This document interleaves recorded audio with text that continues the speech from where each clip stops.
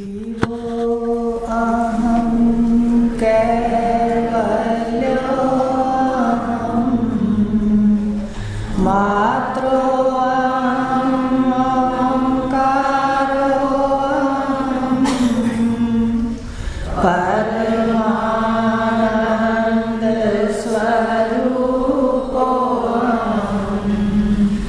विश्वरूप सर्वव्याप्योऽहं परमानन्दस्वरूपोऽहं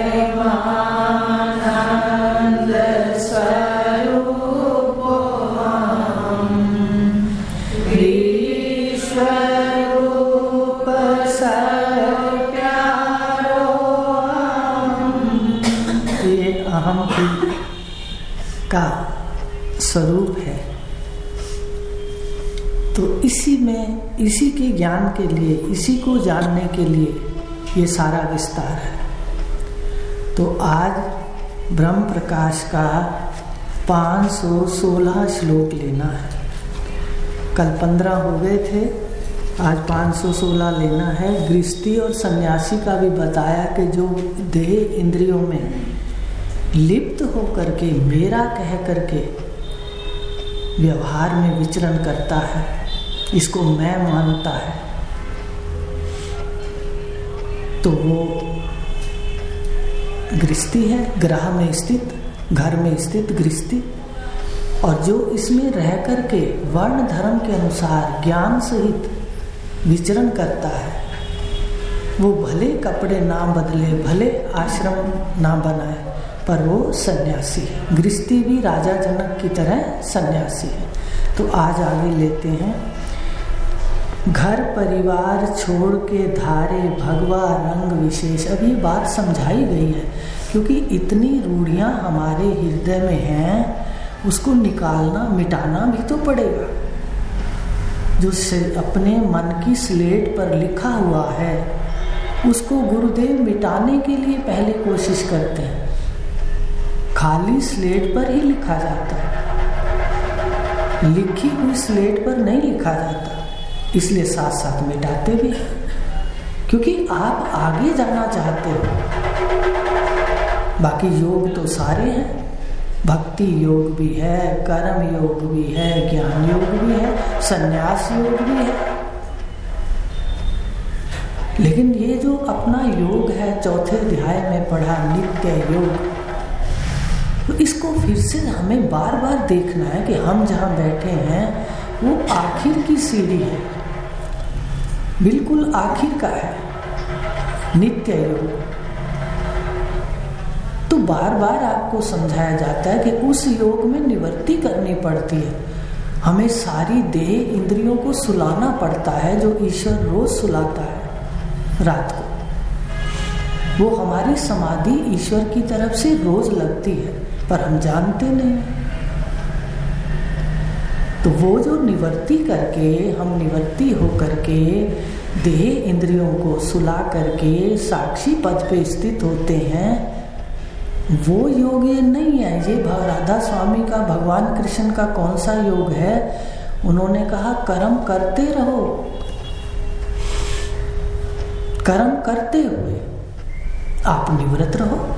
कर्म करते हुए जगत को शून्य निश्चय में, इसमें विचरण करो। उनकी ये जहां बैठे हो, ये समाधि है।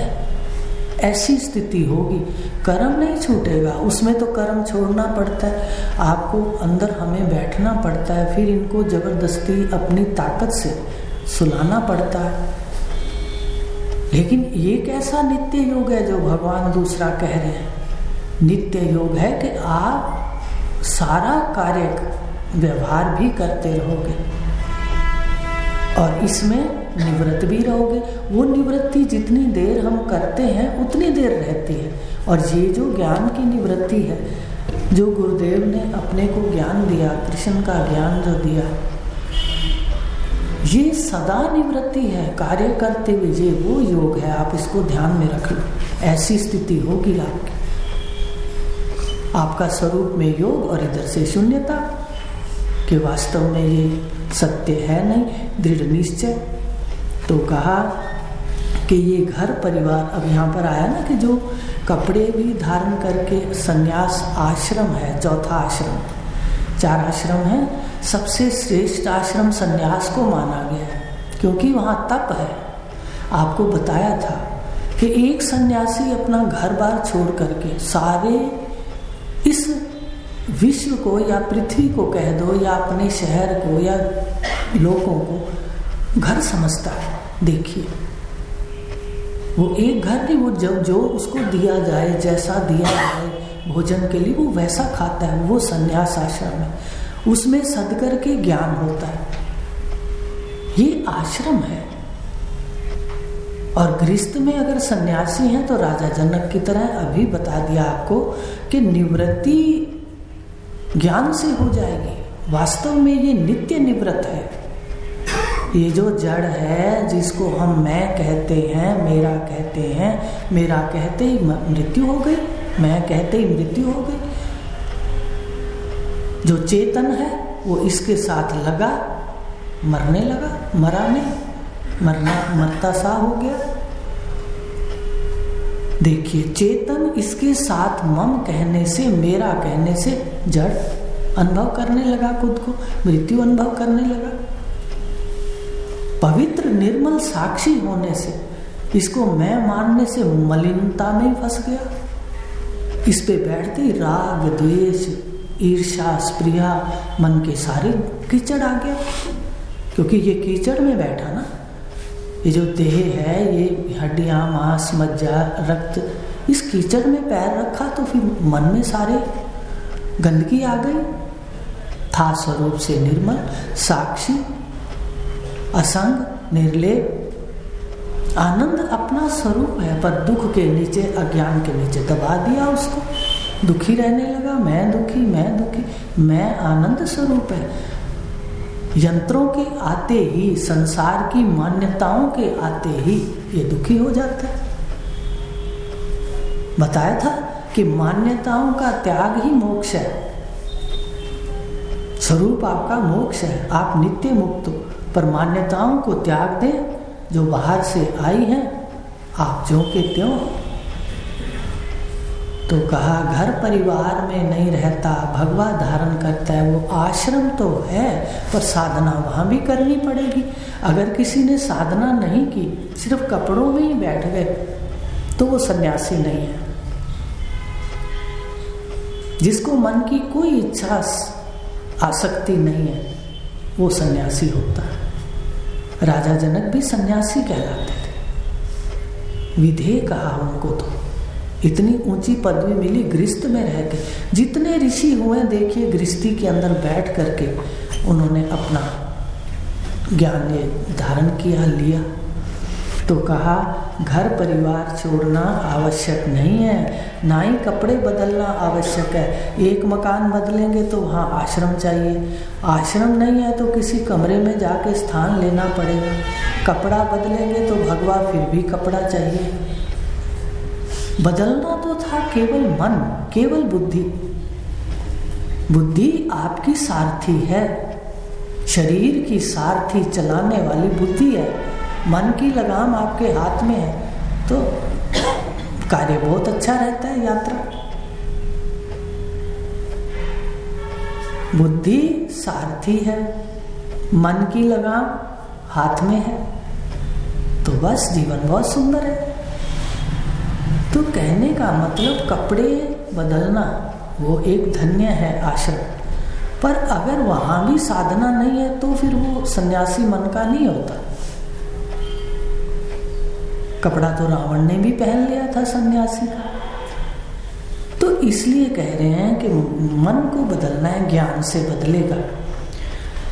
पर संस्कार युक्त चित्त संग है। अब जब ऊपर से कपड़े बदल लिए हमने और फिर संस्कारों वाला ये जो गंदला मन है, अज्ञान से ग्रस्त, जिसमें 5 विकार अज्ञान से हैं, अविद्या, अस्मिता, राग, द्वेष, अभिनिवेश,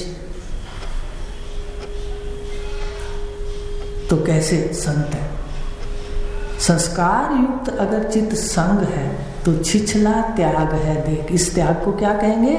छिछला त्याग। जहाँ बैठे हो, जैसे बैठे हो, जो हो व्यवहार में वही रहो। केवल जान लो कि वास्तविकता क्या है।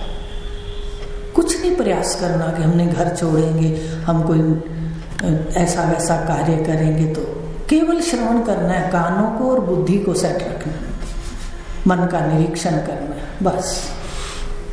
तो कहा घर परिवार छोड़ के धारे भगवा रंग विशेष, पर संस्कार युक्त चित्त संग है, छिछला त्याग है देख। तो हमें जो दिमाग के अंदर एक रूढ़ियां हैं, भगवा अगर कपड़ा है तो हम बड़े जल्दी आकर्षित हो जाते हैं, और गृहस्थ कपड़ा है तो हम आकर्षित देर से होते हैं।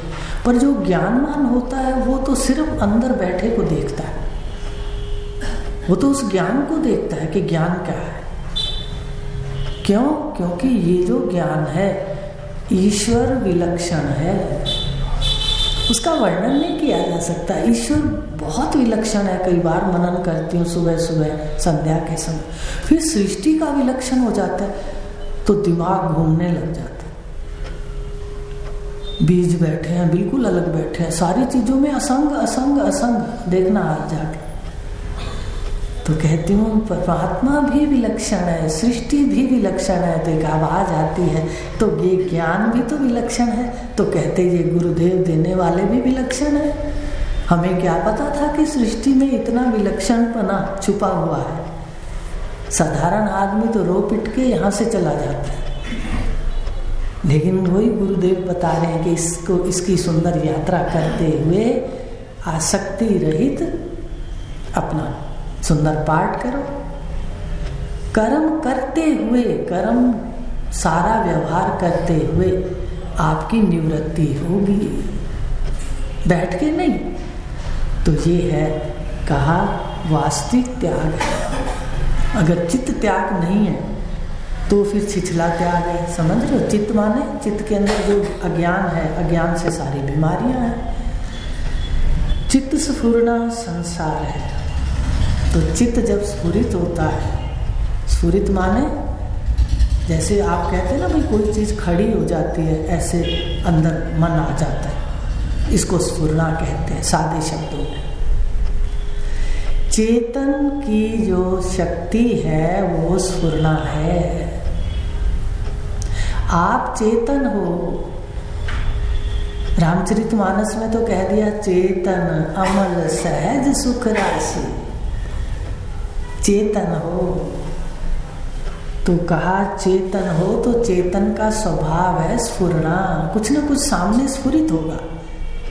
तो आप देखा करो, एकदम मन स्फुरना को प्राप्त होता है, सामने आ जाता है। जैसे ही चित्त स्फुरित होता है वैसे ही लोग रश करके वासनाएं कामनाएं भागी भागी आ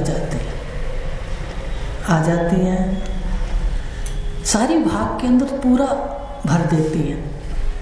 तो ये जो संसारी चिंतन है, ये जो मम और सारा मेरा है,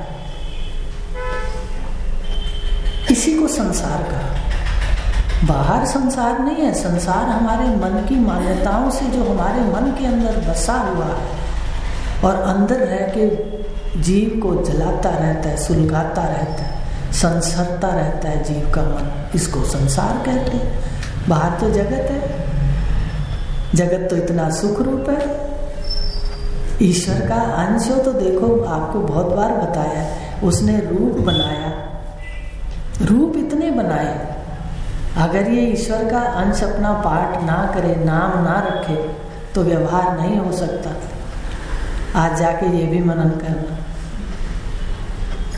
ईश्वर का अंश तो आधा काम देखिए सृष्टि में आपका भी है। जब नाम लेते हैं तो ईश्वर का रूप आता है, नहीं तो रूप नहीं आता। आज बिना नाम के आप जाके किसी से व्यवहार करना अपने घर में, तो इतने से लोगों में अगर नाम के बिना व्यवहार नहीं होता तो फिर सारे जगत के अंदर नाम के बिना कैसे व्यवहार होगा। तो अपने महत्व को भी देख लो कि जीव ने भी ईश्वर की सृष्टि पे नाम रखा। पहले नाम बोलता है तो वो कार्य होता है। चलो गाड़ी पे चलते हैं, समझ आ गई। मेरी माँ आई है, पहले नाम है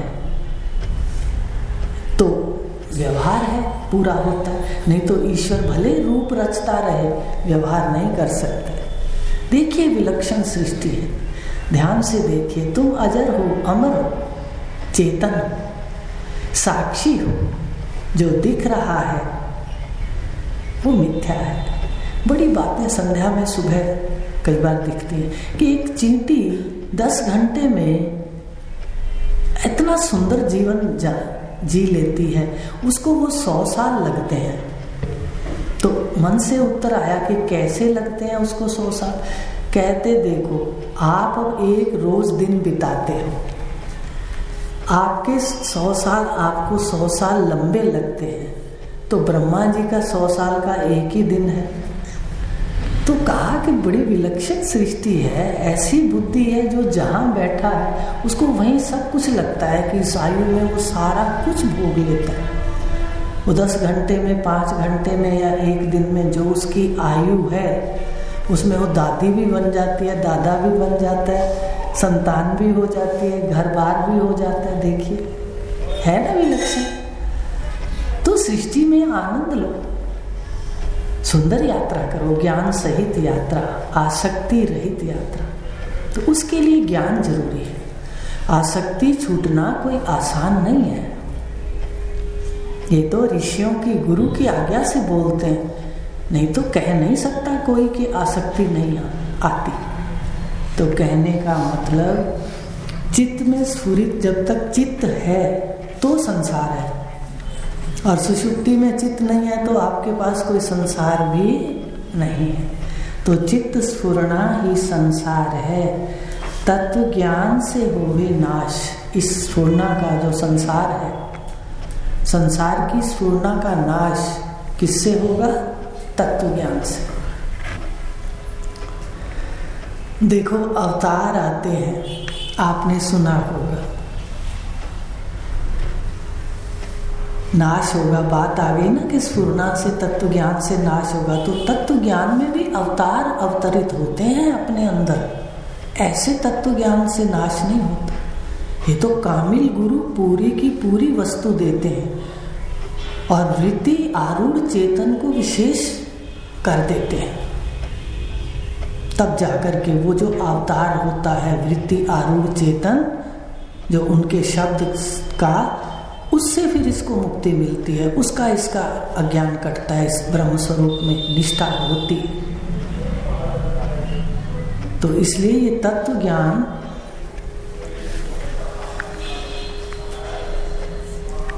इसी से नाश होता है। तत्व ज्ञान सुनते जाएंगे, वृत्ति आरूढ़ चेतन से निष्ठा होती जाएगी और ये संसार मिटता जाएगा।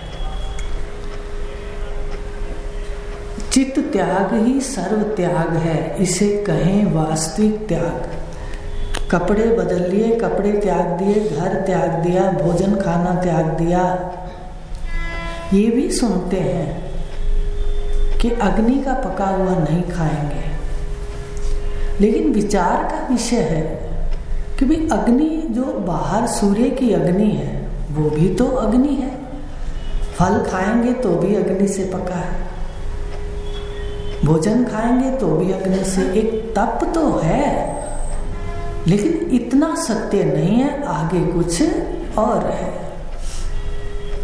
तो कहा चित्त त्याग, चित्त के अंदर जो चित्त है उसी का त्याग करो कि केवल अहम अस्मि। जब संसार जितना भी है इसका निश्चय होगा कि वास्तव में ये तो स्वप्नवत है, तो चित्त उसकी स्फुरना सत्य रूप से नहीं करेगा, वो उठेगा ही नहीं। जब संसार मिथ्या है तो आप ही आप रह जाओगे, ये चित्त उठेगा ही नहीं। अगर उठेगा तो सहज अवस्था में कि खाना खाना है या कोई कार्य है, शुभ कर्म है, कुछ भी है, इसकी दैनिक जीवन जो शारीरिक कर्म है वो रह जाते हैं। फिर बाकी किसी भी वासना के कर्म तत्वज्ञानी के पास नहीं होते। तो कहा चित्त को त्याग करना है, साक्षी होना है। ज्ञान को लेना है कि ने नाना अस्ति किंचन। चित्त त्याग ही सर्व त्याग है। चित्त को त्याग देना सब खत्म हो जाएगा, पर होगा ज्ञान से। ये वास्तविक त्याग है। लेकिन घर छोड़ना, कपड़े बदलना या वो तप तो हो सकता है, पर वो स्वरूप का ज्ञान प्राप्त नहीं होगा। तो आज इतना ही लेंगे कि तत्व ज्ञान का महत्व आपको बता दिया, फिर ये भी बता दिया कि छोटी सी बात को जो घर का काम दिया है उसको धारण करके रखना। कल लेंगे 518 श्लोक। जब ये वास्तविक त्याग, चित्त त्याग हो जाता है, तत्व ज्ञान हो जाता है, अब उसके लिए भगवान ने भी गीता के अंदर कह दिया कि हे अर्जुन, वो जहाँ भी रहे, जैसे रहे, वो मुझ में रहे। तभी आपसे कहा था अभी कि जहाँ बैठे हो, जैसे बैठे हो, जो हो, दुकानदार, टीचर, कुछ भी हो, स्त्री पुरुष, बस केवल अपने को जान लो, तुम नित्य मुक्त हो। कितना आसान है, पर निर्भर किस पर है? गुरु के ज्ञान पर। आज इतना लेंगे। ओम पूर्णमद